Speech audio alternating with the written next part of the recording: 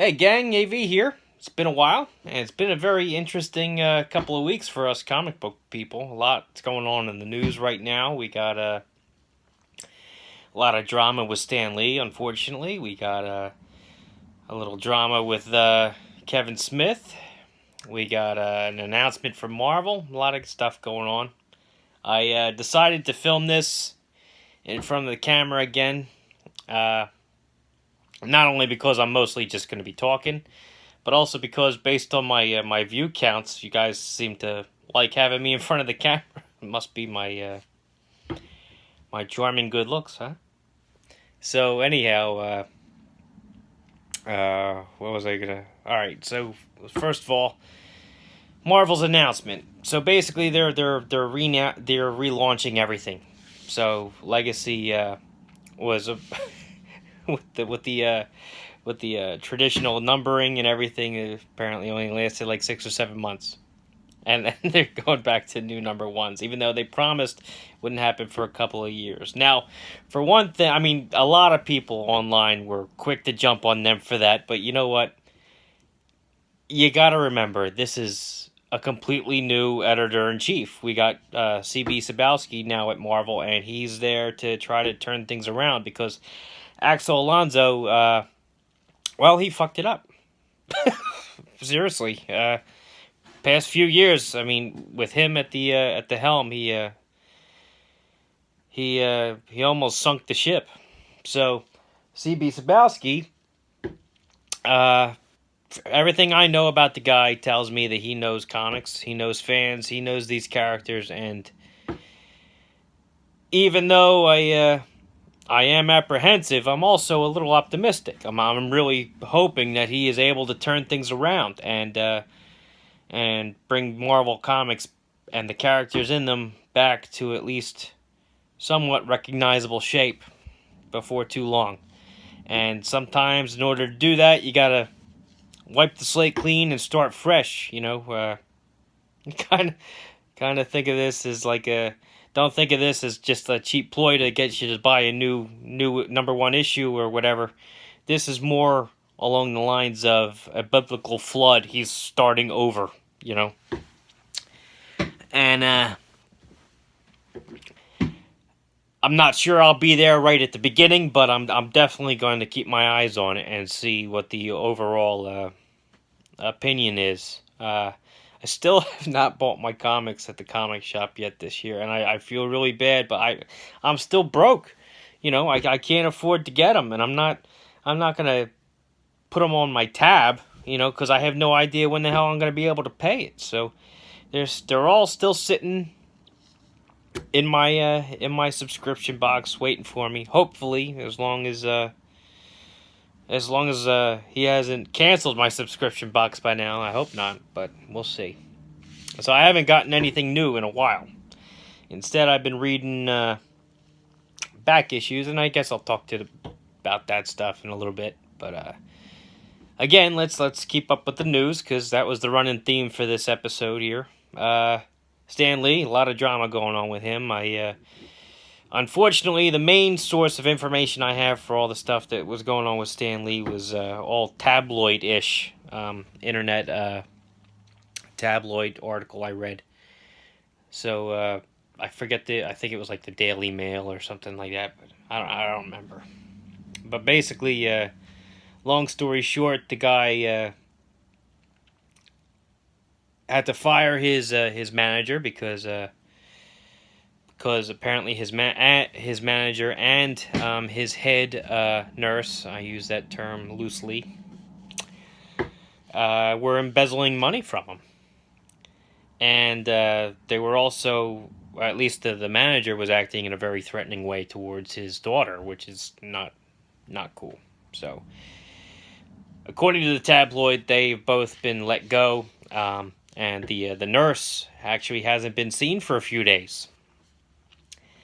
And there's also speculation that she was, playing on his emotions to try to embezzle the money that way and encourage him to gain special favors. And, apparently she was acting in an inappropriate way as a caregiver.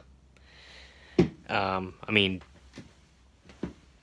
consenting adults can do whatever, but as if you're providing care to an elderly person, you're expected to act in a certain way, and apparently she wasn't.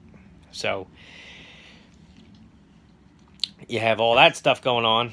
I do remember I saw photos of the police actually at his residence taking out his general manager Max, who I actually met when I met Stan Lee a couple years back. They were sitting next to each other at the table when I got my book signed.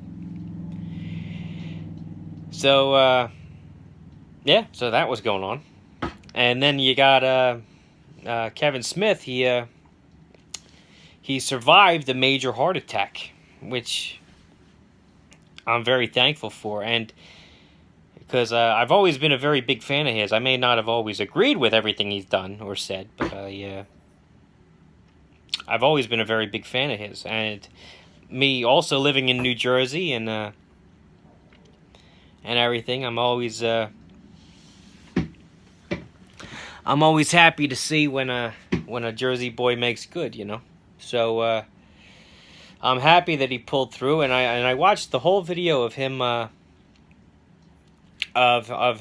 doing his live stream as he was checking himself out of the hospital, and it was very cordial, and he was very, very cool about telling everybody about giving everybody the details and telling everybody how much he appreciated all the well wishes and the prayers that were sent his way and everything. He thought that was very thoughtful, and I also commend him for going out and actually thanking Chris Pratt in person, because apparently Chris Pratt caught an awful lot of flack for sending his prayers towards Kevin Smith, which is not right. And I totally agree with Kevin Smith. I mean, if you're going, I mean, you're sending good vibes to somebody, one way or another, no matter whether it's prayers or whatever. You know, there's nothing wrong with that. Sorry, but there ain't.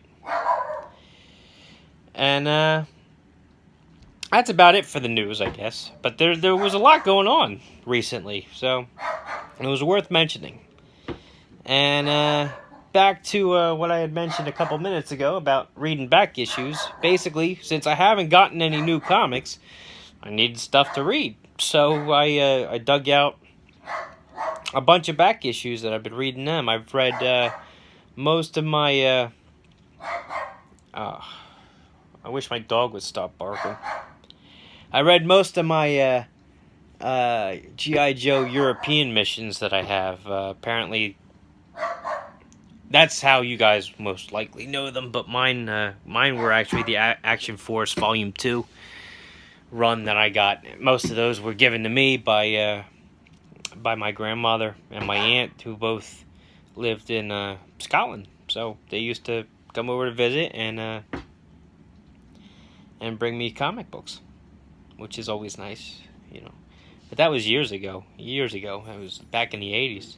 Matter of fact, one or two of the issues, I actually circled a couple of the characters and sent the comic back overseas with them, so that if they ever saw those figures in the store, to pick them up for me. But they never did.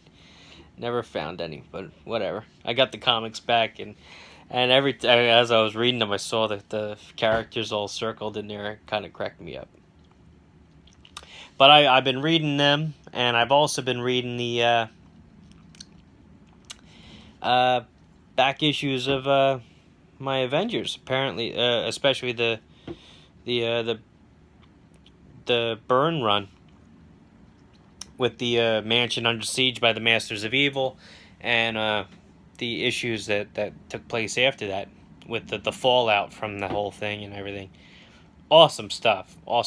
And if you're relatively new to comics, you should do yourself a favor and read those, because that will give you a sense as to why old farts like me bitch and moan and complain about the stuff on the stands right now. Because comics back then, comics written like that, they're phenomenal. I mean, you didn't need some epic event.